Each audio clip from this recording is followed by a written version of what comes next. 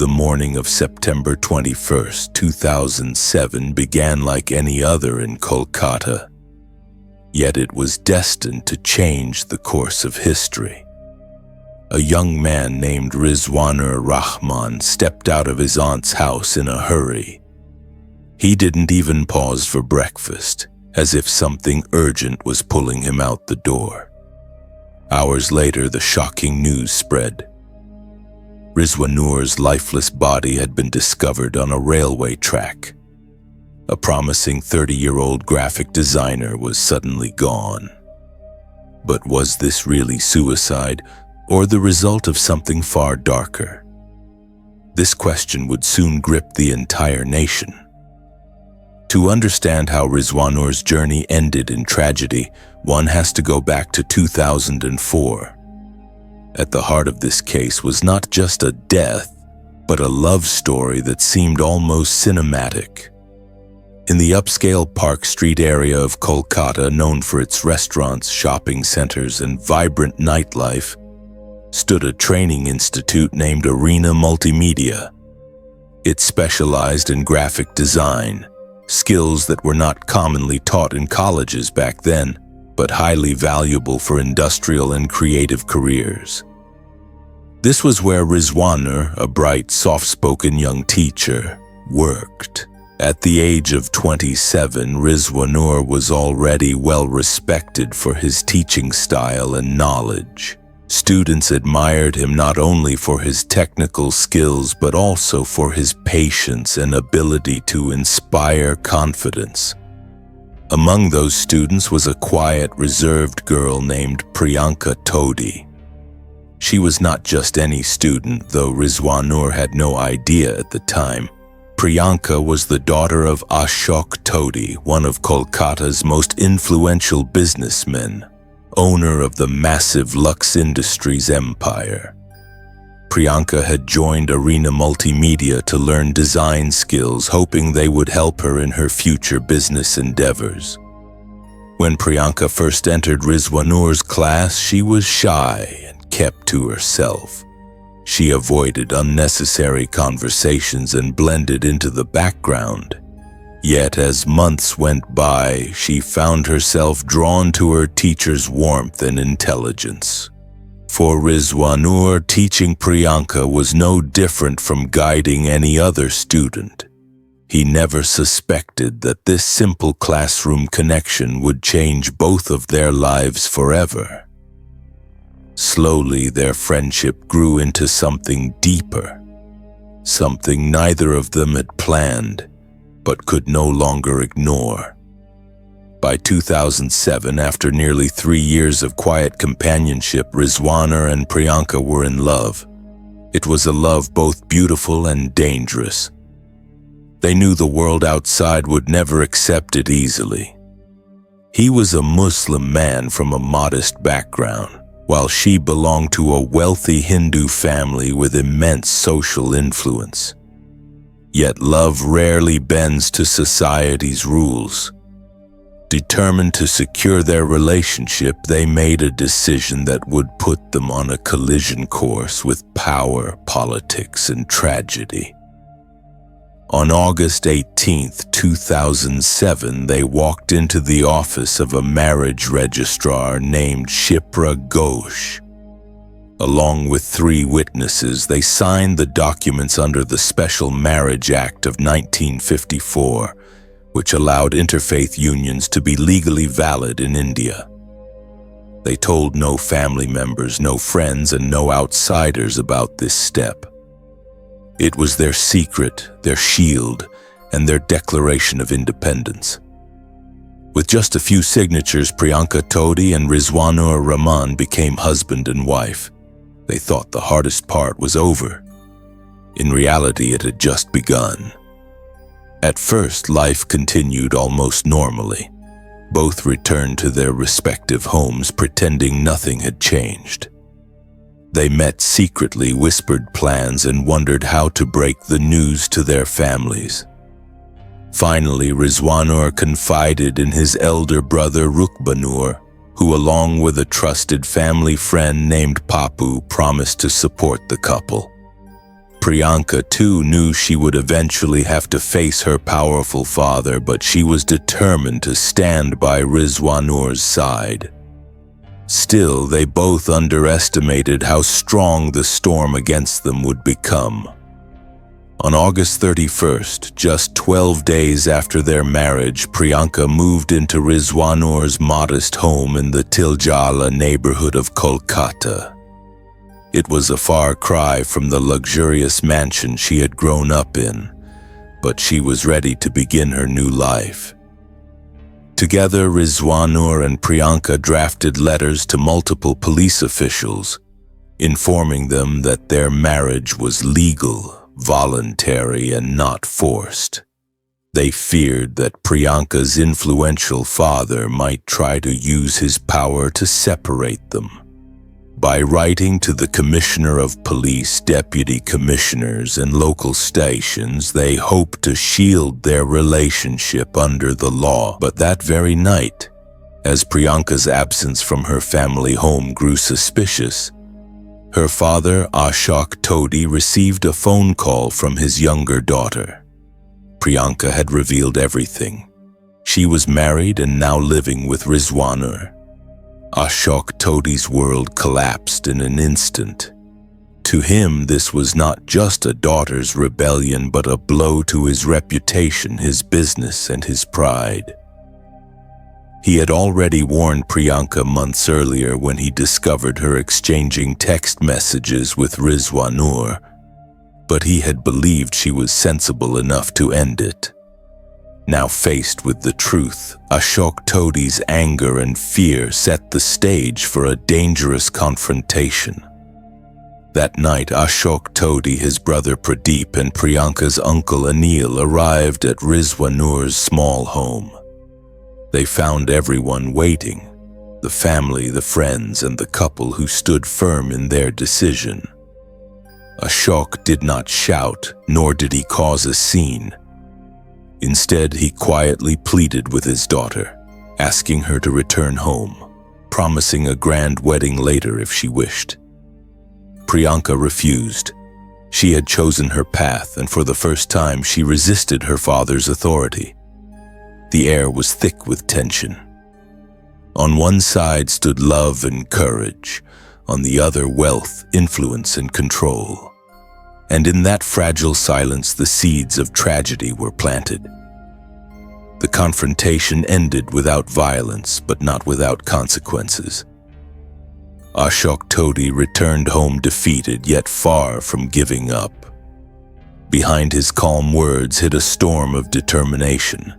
He would use every connection, every ounce of influence, and every trick in the book to reclaim his daughter. And Rizwanur, blissfully unaware of just how powerful his enemy was, had no idea that his fight for love had just transformed into a battle for survival. The morning after that tense confrontation, September 1st, 2007, the battle lines became clearer. Ashok Todi was no longer the father begging his daughter to come home. He was now the wealthy tycoon determined to protect his empire's reputation. He called Rizwanur's family again, this time with sharper words. If Priyanka did not return, the entire Rahman household would face consequences. Behind those words was not just a threat, but a promise backed by money, influence, and police connections. Rizwanur and Priyanka, however, remained defiant. For them, love was worth every risk, even if it meant standing against an empire. Ashok Todi was not a man without resources. His family had long-standing ties with politicians, police officers, and businessmen who owed them favors. His company sponsored police events, donated clothing, and maintained personal relationships with high-ranking officers. Now, all of those strings were being pulled. Soon, police officers began visiting the couple, subtly pressuring Priyanka to return home. They warned Rizwanur that his life could become very difficult if he continued down this path. But with their marriage certificate in hand, the couple held their ground, confident that the law would protect them. What they didn't realize was that the law itself was being bent. On September 8th, Todi, Priyanka's uncle, filed a complaint accusing Rizwanur of kidnapping Priyanka. It was a shocking move, transforming what had been a family dispute into a criminal case.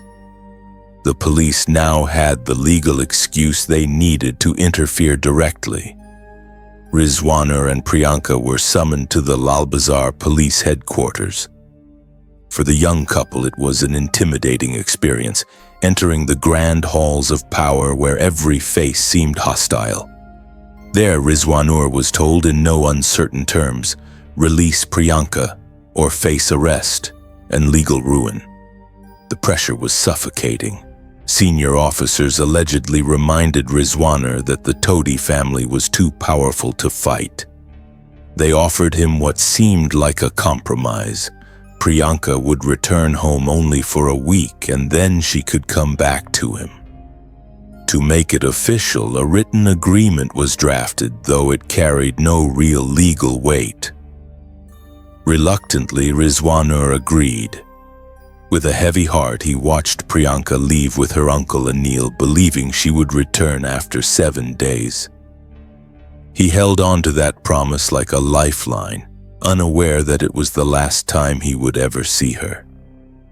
The days that followed were filled with silence. Priyanka did not return after a week, nor did she contact Rizwanur freely. His phone calls went unanswered, his messages ignored. When communication did happen, it was hurried, nervous, and filled with confusion. On September 9th, Priyanka phoned briefly, asking a strange question about a woman named Pompi Roy, a name Rizwanur recognized from his past. Years earlier, Pompi had been his girlfriend, but by now she was married and out of his life. The fact that Priyanka was suddenly questioning him about her meant only one thing. Her family was digging into his past and poisoning her mind. For Rizwanur, the realization was devastating. Not only was his wife being kept away from him, but the bond of trust between them was being corroded. He tried to explain, tried to reach out, but Priyanka was no longer as free as before. Her father had taken her to Tirupati, away from Kolkata, possibly to keep her under close watch and distance her from her husband's influence. Meanwhile, the Todis were working tirelessly behind the scenes, building a narrative that would paint Rizwanur as manipulative, untrustworthy, and unworthy of their daughter. Rizwanur's allies, too, began to waver. His brother Rukbanur and their trusted friend Papu, who had once promised unconditional support, were now caught in a storm of temptation and betrayal. Later investigations would reveal shocking truths. Papu had allegedly accepted large sums of money from Ashok Todi, and some of that money even reached Rizwanur's own brother. At the time, Rizwanur didn't fully grasp the extent of this betrayal, but he felt an uneasy shift. People he trusted seemed less dependable, their words less reassuring. The walls were closing in and he was running out of safe spaces. By mid-September, Rizwanur was desperate. He began contacting NGOs and human rights activists for help. One such organization, the Association for Protection of Democratic Rights, APDR, took interest in his case. Its senior member, Sujat Padra, met Rizwanur and promised legal support. For the first time in weeks, Rizwanur felt a glimmer of hope. He even offered to convert to Hinduism if that was what it took for Priyanka's family to accept their marriage. His words revealed not weakness but the depth of his devotion. He was ready to sacrifice his identity for the woman he loved. Yet even as he sought help, Rizwanur began to show signs of exhaustion. His friends recalled him growing restless, anxious, and increasingly paranoid. He mentioned that if Priyanka never returned, he might take a drastic step. On his computer, he created 2 folders, Rizwan and Rizwan Priyanka. Hidden within was a note, a foreshadowing of the storm ahead. He was fighting on all fronts, against a powerful family, a biased police force, and the betrayal of those he trusted most. The love story that once felt like a dream was beginning to suffocate under the weight of reality. September 19th brought another crucial moment. Rizwanur wrote a detailed letter to the APDR outlining his struggles and the relentless pressure he faced. He stressed that his marriage was legal, voluntary, and based on love, but he feared for his life. He asked for protection and for justice. He believed that with the support of lawyers, activists, and perhaps the media, he might still win back his wife. But destiny had other plans. As he prepared to fight harder than ever, he could not have known that the countdown to his final day had already begun. The sun rose on September 21st, 2007, like any other day. But for Rizwanur Rahman, it would be his last. He left his aunt's house around 8:30 in the morning, restless and determined. Throughout the day, he contacted several people, lawyers, activists, and acquaintances, seeking advice on how to bring Priyanka back. At 10:28 a.m., he had his final phone conversation with his lawyer. Just minutes later, at 10:30 a.m., his lifeless body was found on a railway track. The man who had been fighting for his love was now reduced to a headline: "Graphic designer commits suicide." But was it really suicide? When news of his death broke, it spread like wildfire across Kolkata and beyond. Crowds gathered, angry and suspicious. The official statement claimed Rizwanur had lain down on the tracks, allowing a train to run over him. Yet those who saw the body whispered doubts. His injuries didn't fully match a train accident. His hands were folded across his chest, his face oddly untouched, as though his body had been placed carefully rather than struck by brutal force.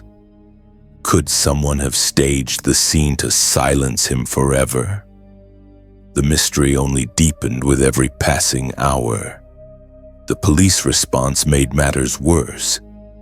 Even before the post-mortem report was released, Police Commissioner Prasun Mukherjee made a shocking public statement. When asked why the police had interfered in a marriage between 2 consenting adults, he snapped, "If parents don't intervene, then who will?" His words dripped with arrogance, as if the law and personal freedom meant nothing in the face of parental authority and social pressure. Instead of sympathy, Rizwanur's death was met with justification. This single statement enraged the public, confirming their suspicion that the police were on the side of the powerful Todis. By September 22nd, the post-mortem results declared the death a suicide. Yet the inconsistencies kept piling up. Witnesses near the track said the body had looked too arranged, too intact for a train accident. Others recalled seeing unfamiliar men near the site earlier. Meanwhile, Rizwanur's family filed a complaint against Ashok Todi, holding him responsible for driving their son to despair. The story quickly escalated beyond a personal tragedy into a full-blown political storm. Newspapers splashed it across their front pages. Television channels debated endlessly. Was this a love story gone wrong, or a murder disguised as suicide? Public anger reached a boiling point. Rumors spread that the police planned to quietly dispose of the body, fueling further outrage. Demonstrations erupted in Kolkata, Mobs surrounded police stations, set vehicles on fire, and demanded justice. The ruling state government, already fragile, began to feel the pressure. For the first time, the Todi's influence seemed vulnerable in the face of people's fury.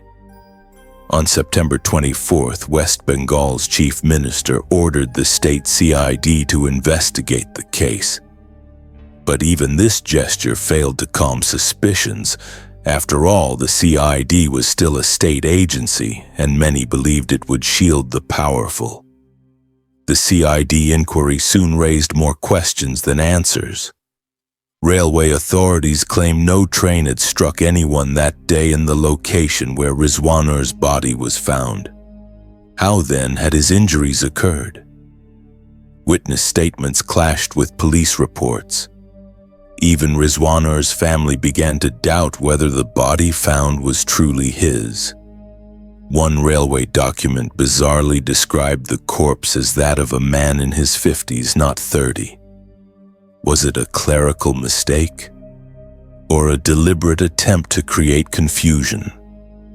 Every revelation pulled the case further into shadows, and the truth seemed to slip farther away. Under mounting public and political pressure, Rizwanur's family petitioned the Calcutta High Court for a CBI inquiry. On October 16, 2007, the court agreed, transferring the case to India's premier investigative agency. Over the next 3 months, the CBI pieced together testimonies, money trails, and phone records. Their findings painted a grim picture. Multiple police officers had indeed pressured Rizwanur, acting under influence from the Todi family. Money had exchanged hands, bribes, payoffs, betrayals. Even Papu, the trusted family friend, confessed to receiving lakhs of rupees from Ashok Todi, some of which allegedly reached Rizwanur's own brother. The betrayal cut deeper than any knife. The CBI concluded that Rizwanur had died by suicide, but not by choice alone. He had been cornered, harassed, and psychologically broken. The relentless pressure from police, the poisoning of Priyanka's trust, the isolation from allies, all had pushed him into despair. Ashok Todi, his relatives, and several police officers were charged with abetment to suicide. Commissioner Mukherjee himself faced disciplinary action. Yet even as the report brought some answers, it left behind lingering doubts. Was the investigation thorough, or was it another compromise between truth and power? Could a man so passionate about justice have truly chosen death? The story did not end there. Years later, one of the very first officers who had examined Rizwanur's body, Sub-Inspector Arindam Mana, was also found dead on a railway track. His body bore signs of torture and his head was missing. Officially, his death too was labeled suicide. To many, this eerie echo was no coincidence. It felt like a chilling reminder that those who had touched Rizwanur's case could not escape its shadow. The cycle of unanswered questions and mysterious deaths only deepened the belief that the full truth was still hidden. And so, the tale of Rizwanur, Rahman, and Priyanka Todi remains more than a love story. It is a haunting saga of power, betrayal, and unanswered questions. It shows how far a family might go to protect its honor and how fragile justice can become when wealth bends the system. Was Rizwanur a victim of his own despair, or of forces too powerful for him to resist? And perhaps the most unsettling question of all, if love can be destroyed by influence and fear, then what hope does ordinary truth have in a world ruled by power?